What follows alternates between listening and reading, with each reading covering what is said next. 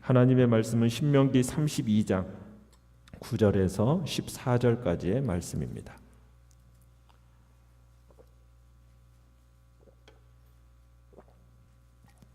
신명기 32장 9절에서 14절까지 교독하겠습니다. 여호와의 분깃은 자기 백성이라 야곱은 그가 택하신 기업이로다.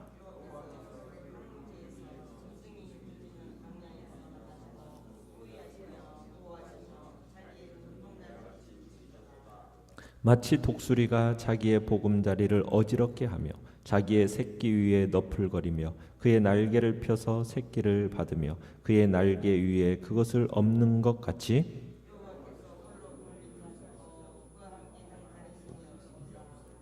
여호와께서 그가 땅의 높은 곳을 타고 다니게 하시며 밭의 소산을 먹게 하시며 반석에서 꿀을 굳은 반석에서 기름을 빨게 하시며 소의 엉긴 젖과 양의 젖과 어린 양의 기름과 바산에서 난 순양과 염소와 지극히 아름다운 밀을 먹이시며 또 포도즙의 붉은 술을 마시게 하셨도다. 아멘.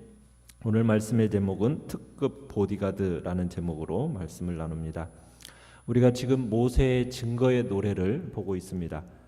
모세의 증거의 노래라는 것은 모세가 하나님의 지시를 받아 지은 것으로 이스라엘의 배교 그리고 그에 따른 하나님의 심판의 예언을 주제로 하고 있습니다.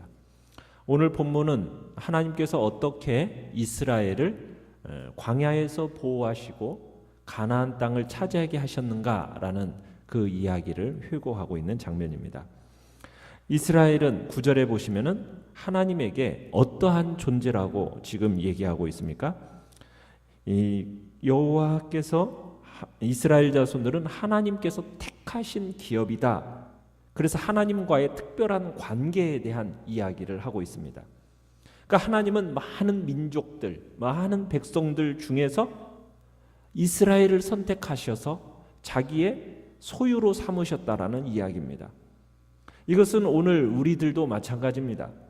하나님께서 우리를 택하사 하나님의 자녀로 특별한 소유로 삼으셨습니다. 성경은 이렇게 얘기하죠. 창세 전에 그리스도 안에서 우리를 택하셨다라고 이야기를 합니다.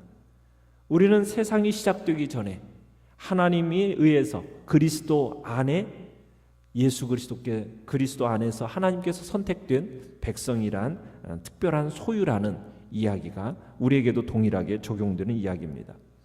그래서 모세는 이 특별한 하나님의 소유된 백성들을 어떻게 보호하시고 인도하셨는가에 대한 이야기를 하는데 10절에 가보면은 모세는 이스라엘이 지나야 했던 그 광야가 어떠한 광야였는지에 대한 설명이 나옵니다. 그곳은 어떤 곳이냐? 매우 위험하고 생명을 위협하는 곳이라는 거예요. 그런데 이 하나님이 이 험한 광야에서 어떻게 하셨다? 만나셨다라는 의미는 찾으셨다 이런 의미입니다. 그러니까 하나님이 그들을 찾으셨다라는 건 뭐냐면 이스라엘이 생명을 위협하는 그 위험에 노출되어 있었음을 의미하는 겁니다. 하나님의 보호가 그만큼 이스라엘의 생존에 있어 얼마나 중요했는가를 강조하기 위해서 그곳이 어떤 곳이냐? 황무지, 그죠? 그리고 짐승이 부르짖는 광야라고 얘기하고 있습니다. 그곳에서 안전할 수 있었던 것은 그들에게 어떤 자기를 지킬 만한 충분한 힘이 있어서입니까? 아니죠. 하나님께서 그들과 함께 하셨기 때문에 그곳에서 보호를 받을 수 있었다는 겁니다. 하나님이 호유하시고 하나님이 보호하셨기 때문입니다. 그래서 모세는 하나님이 이스라엘을 광야에서 보살핀 이 일을 두 가지 이미지를 사용해서 묘사하고 있습니다. 자, 어떻게 묘사를 하고 있습니까? 10절에 보니까 뭐처럼 자기의 눈동자같이 지키셨다 이렇게 얘기하고 있습니다. 그러니까 하나님께서 이스라엘을 뭐처럼요? 눈동자처럼. 여러분, 사람이 눈동자를 찔리려고 하면 어떻게 반응을 합니까? 반사적으로 보호하려고 하죠. 눈동자를 눈꺼풀로, 그 다음에 손으로, 어쨌든 그 눈이 찔리지 않도록 반사적으로 보호하려고 하는 것이 이 눈동자를 우리가 보호하려는 모습이지 않습니까? 성경은 보호를 상징하는 비유로서 눈동자를 자주 언급해요. 그러니까 하나님은 이스라엘을 자신의 뭐처럼? 눈동자처럼 지켜주신다라는 겁니다. 눈동자처럼. 그래서 어떤 급박한 상황이 딱 닥치면 어떻게 해주는? 즉각적이고 확실한 보호, 꾸준히 그것을 베풀어 주신다라는 의미가 그 속에 있는 거죠. 두 번째, 11절에 보시면은 하나님은 마치 뭐처럼? 독수리가 새끼를 훈련시키며 보호하는 것처럼 이스라엘을 보살피셨다, 이렇게 표현을 하고 있어요. 여러분, 독수리가 그 새끼를 연단하는 그 훈련 방법은 참 독특합니다. 어떻게 독특합니까? 11절에서도 이렇게 얘기하는 것처럼 보금자리가 있어요. 근데 이 보금자리를 어디에다가 독수리는 만들죠? 절벽 위에다가 둥지를 틉니다. 그래서 자기 새끼들이 그 둥지 위에서 평안히 졸고 있잖아요. 그러면 그거 그냥 넘어가지 않습니다. 그 위에서 어떻게 한다고요? 날개를 너풀거려서 그 새끼들을 어떻게 하는 겁니까? 절벽 아래로 떨어뜨립니다. 그러면은 새끼들이 살기 위해서 어떻게 해요? 죽을 힘을 다해서 날개짓을 하게 되겠죠. 그러다가 힘이 붙여서 더 이상 날개짓을 못하고서는 떨어지는 새끼가 있습니다. 그러면 어떻게 한다는 거예요? 어미가 자기의 날개로 그 새끼를 받아낸다는 거예요. 그리고선 다시 안전한 둥지로 올라가 내려놓습니다. 그러다가 새끼의 기운이 다시 회복합니다. 그러면 어떻게 할까요? 또다시 아래로 떨어뜨립니다. 이것을 수없이 반복하여서 그 새끼를 뭐처럼? 독수리다운 독수리, 강한 독수리로 키워내는 것입니다. 하나님은 광야에서 이스라엘을 보호만 하시는 것이 아니라는 거예요. 그를 어떻게 하셨다는 거예요? 훈련시키셨다는 거예요. 그러다가 훈련의 도중에 이스라엘이 위험에 처해요. 그러면 어떻게 합니까? 하나님께서 신속하게 구원해 주셨다라는 의미입니다. 하나님께서 독수리의 훈련 방법처럼 당신의 백성을 연단하신다는 거예요. 끊임없이 연단하십니다. 당신의 백성답게, 당신의 성도답게 길러내시기 위해서 끊임없이 하나님은 연단하신다는 거예요. 그 연단 속에 하나님은 당신의 백성들을 어떻게 해주신다고요? 성실하게 돌봐주십니다.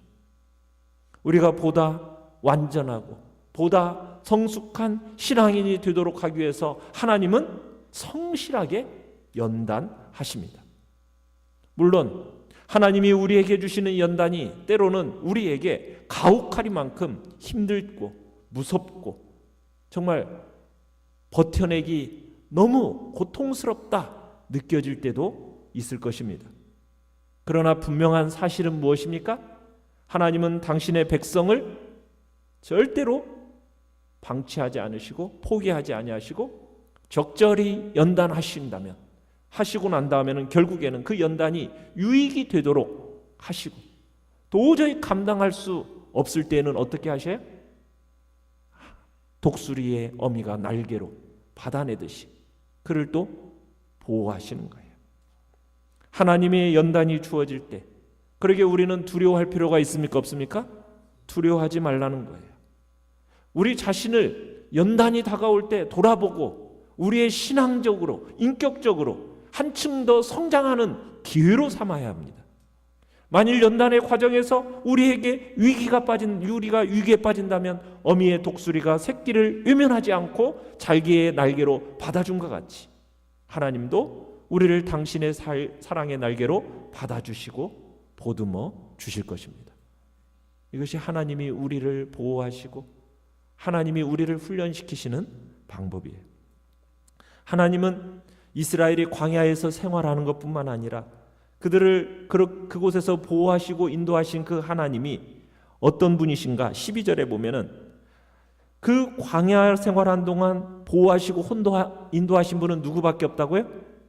오직 여호와 하나님 한 분밖에 없음을 얘기하고 있습니다. 홀로 그를 인도하셨다. 이스라엘 백성이 생명을 위협하는 그 광야에서 살아남을 수 있었던 이유가 무엇인가? 그 오직 하나님의 보호 때문이었다. 우리의 구원자는 다른 이가 없다. 누구밖에 없어요? 오직 여호와 하나님, 그 한 분뿐이라는 겁니다. 구원은 하나님의 단독 사역입니다. 하나님의 구원은 오직 그분의 전적인 은혜로 말미암은 것이에요. 우리가 뭔가 하나님 앞에 내가 뭔가를 했다라고 앞세울 것이 있습니까? 없습니까? 없어요. 내가 자랑할 거 없습니다. 앞세우고 자랑하는 것은 그것은 바로 하나님 앞에서 정말로 어리석은 신앙의 자세입니다. 그거 벗어버려야 됩니다. 내가 뭔가를 자랑하고 내가 뭔가를 앞세웠다. 그건 아직도 내가 살아있다라는 것이고 하나님은 나 자신을 철저하게 광야에서 죽이실 겁니다. 왜? 그래야만이 내가 진정 살아남기 때문에. 죽을 수밖에 없었던 우리도 하나님은 사랑하셔서 아무 조건 없이 구원받을 수 있도록 허락하신 것. 이게 하나님의 은혜라는 거죠. 그 하나님의 돌보심은 13절 14절에 가보면은 광야에서 끝나지 않았습니다. 이스라엘에게 정착하여 살 땅도 주셨습니다. 높은 곳, 땅의 높은 곳, 가나안 산간지대를 차지했다는 겁니다. 이 땅은 그들에게 무엇을 준다고 얘기하고 있습니까? 밭의 소산, 그리고 꿀, 기름, 그리고 14절에 가보면은 젖, 그 다음에 고기, 기름, 포도주, 최고급의 것들로 하나님이 마음껏 즐길 수 있도록 공급하신다는 거죠. 참으로 하나님은 이스라엘 백성들에게 아버지가 사랑하는 자녀에게 좋은 것을 준비해 주듯이 하나님께서 우리 성도들을 위해서 좋은 것으로 채워주시는 분이다라는 것을 얘기하고 있습니다. 하나님을 믿는 성도들은 먹고 마시는 그 입고 있는 문제들에 있어서 염려할 필요가 없다는 거죠. 하나님께서는 우리에게 개개인에게 필요한 모든 것 때를 따라 살피시고 공급하시는 분임을 얘기하고 있습니다. 너희 천부께서는 이 모든 것이 너에게 있어야 할 줄을 아시느니라. 하나님은 공중의 새도 줄이지 않게 하시고 들의 백합화에게도 헐벗지 않도록 하시는 하나님, 그렇게 보살피시는 하나님께서 하물며 자기의 독생자 예수 그리스도의 핏값을 주고 산 우리들, 정말 성도인 우리에 대한 배려는 두말할 필요가 없는 겁니다. 하나님께서는 자기 성도들의 필요한 일체의 모든 것 그분의 방식대로 공급해 주십니다. 그렇기 때문에 우리는 필요한 것이 있을 때마다 염려할 것이 아닙니다. 어떻게 해야 됩니까? 자녀들이 부모에게 필요한 것을 구하듯이 우리는 하나님께 구하기만 하면 됩니다. 하나님께서는 우리의 모든 것 완벽하게 구비해 놓으시고 기다리고 계십니다. 고아의 아버지라고 말하는 조지 뮬러, 그 사람은 기도의 사람이었습니다. 그 생애에 있어서 5만 번 이상의 기도 응답을 받았다라고 그는 적어놓고 있는데, 성도는 누구라도 하나님께 기도하면 구체적인 응답을 받게 되어 있습니다. 마음에 염려가 있고 근심에 눌림이 있으십니까? 그럴 때마다 하나님은 구하라고 하십니다. 그러면 하나님이 주시겠다는 거예요. 기도보다 문제를 더 확실하게 해결할 수 있는 것이 있을까요? 그 방법은 없습니다. 하나님은 우리에게 좋은 것을 주십니다. 기도에 응답하시되 우리가 생각하는 것에 더 넘치도록 채워주시는 분이 하나님이심을 믿으시기 바랍니다.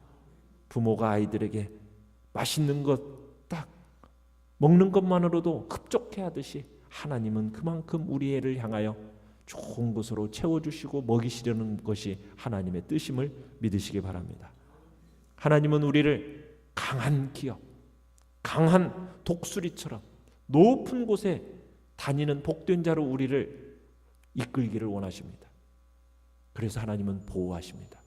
그저 보호만 하시는 것이 아닙니다. 우리를 훈련시키십니다. 강한 독수리, 하나님 앞에서 온전하고 성숙한 신앙인으로 만들기 위해서 하나님은 우리를 또한 그만큼 강하게 훈련시키십니다. 그러나 그 훈련 속에서 우리는 낙담하지 말아야 됩니다.